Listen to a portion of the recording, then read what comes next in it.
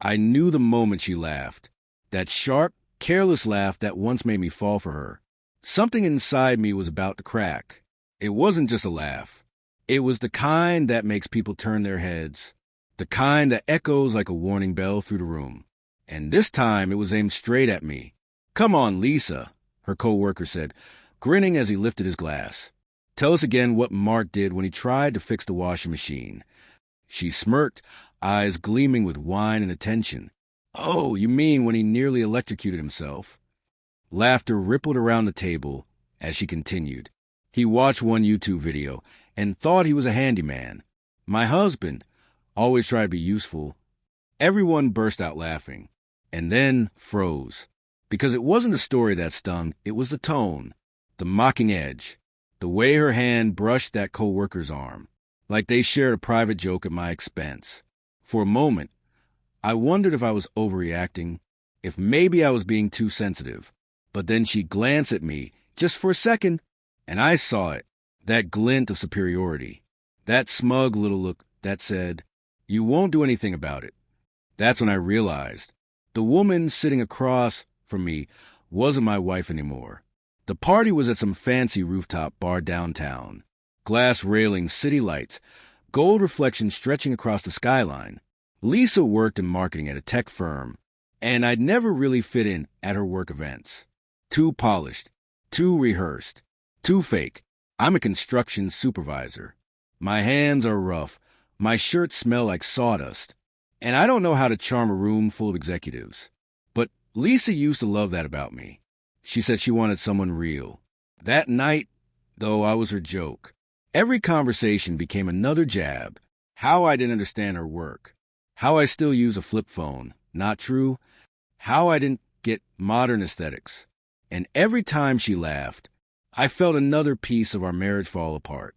Halfway through dessert, I excused myself and stepped out onto the balcony. The air was cool, sharp.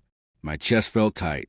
I stared out over the glowing city, trying to convince myself she was just tipsy, that I was taking it too personally. Then I heard her voice behind me. "He looks so out of place," she said, quiet, but not quiet enough. I told him he didn't have to come, but he insisted. Laughter followed. Someone added, "He's not exactly the corporate type, huh?" She chuckled. "No, but he tries. Bless him." There was pity in her voice. Not love, not kindness.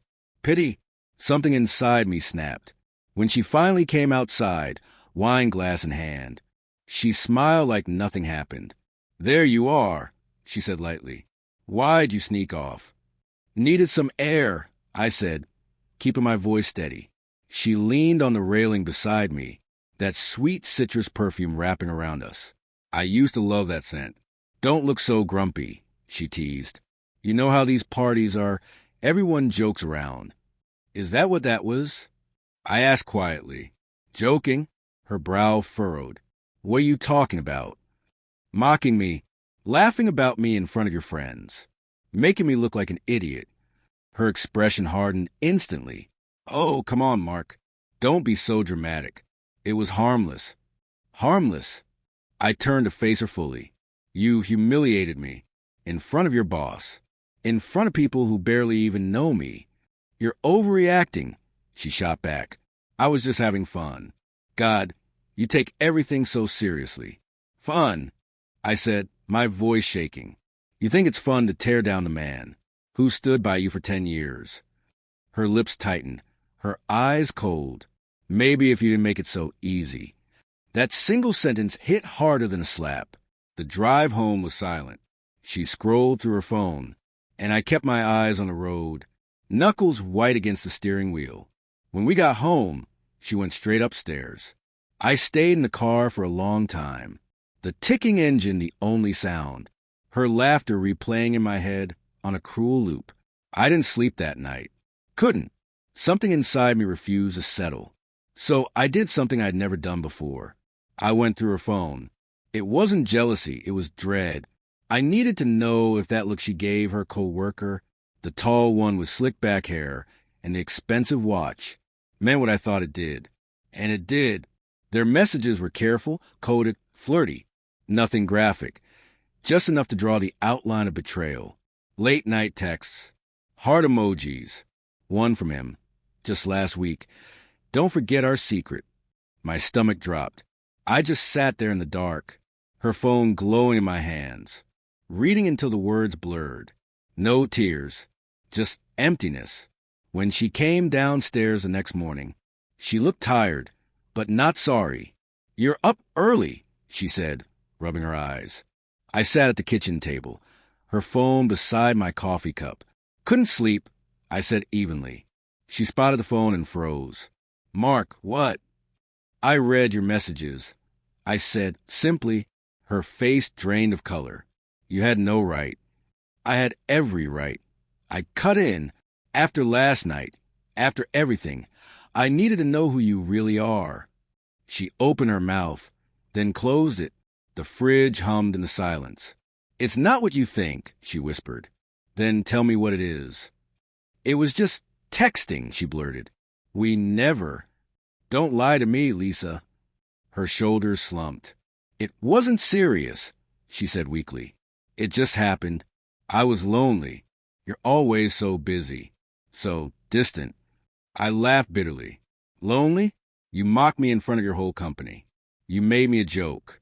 Don't you dare talk to me about loneliness. Her eyes filled with tears.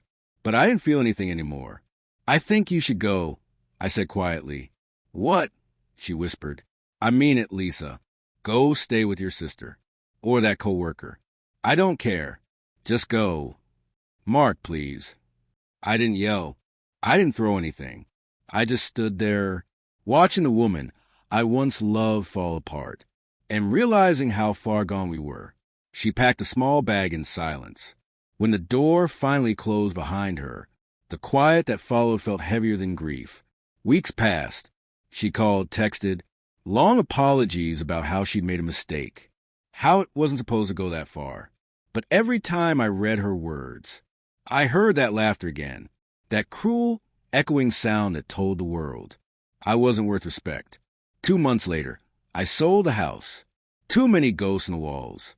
Sometimes, late at night, I still think about the moment before her first joke, the way she looked at me, familiar, almost tender, before everything shifted, before resentment replaced love. And sometimes I wonder if she laughs about me now, when she's with someone else. Maybe she tells a story of the husband who couldn't take a joke, but I could take a joke. What I couldn't take was realizing the woman I built my life around thought so little of me that I become nothing more than a punchline. The night I walked away from that rooftop, I didn't just leave the party. I left behind every version of us that once felt real. The late-night talks, the quiet breakfasts, the plans for children we never had. I walked away from the man who kept forgiving, who kept believing love could fix everything. And as I stepped into the cold night air, her laughter fading behind me, I understood something brutal and freeing all at once. Sometimes, love doesn't have a fight or a scream. Sometimes, it just dies quietly, the moment the laughter stops feeling like love.